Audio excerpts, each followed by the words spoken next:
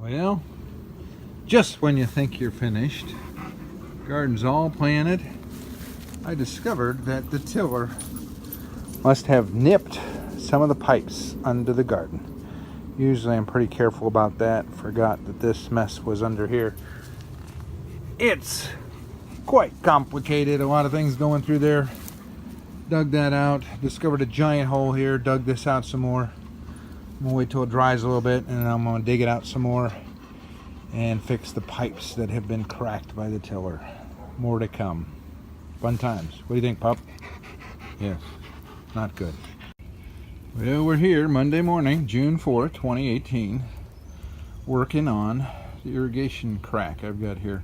So I've got the hole dug out and I've got the pipe cleaned, verified the size, 3/4 inch.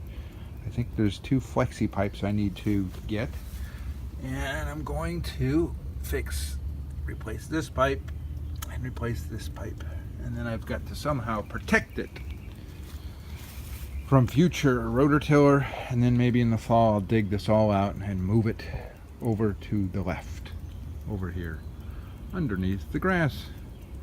There's my pile of dirt, pile of mud, muddy boots, dog. Sign up. All right, so I'm in the hole.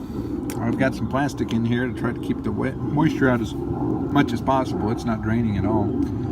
And I've cut out the 2 bad pieces. You can see that one is cut out pretty bad, and so is that one.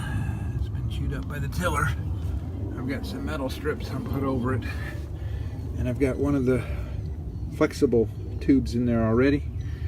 I'm letting the one on the left here drain out a little bit. I'll dry everything up, clean the ends, and then I'll prime them, and then put the glue on there and put the flexible tubing on there. Give it about 10 or 15 minutes to cure, and then we'll test for pressure.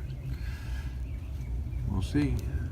The next set is all primed up, as well as the flexible tubing. I've got the inside primed, letting that dry, and then put some of the cement on there and slide these pieces together. I've got also got them propped up out of the water so they'll dry properly.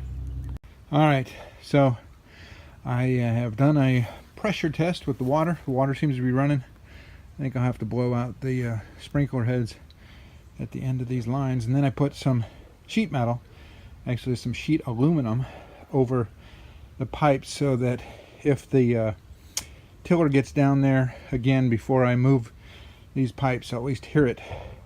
Hopefully protect the pipes a little bit, and I'll back away. So I'm gonna fill this in with all this muddy dirt right now. Signing off. All right, final video of the garden after the irrigation repair.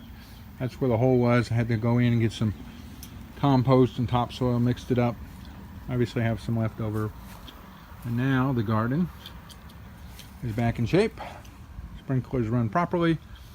I also found where all the mud went. Found that it was a sprinkler head back over here near the trees. I took the top of that, and mud water came shooting out of there. Cleared the line. I think we're good to go. Signing off for now.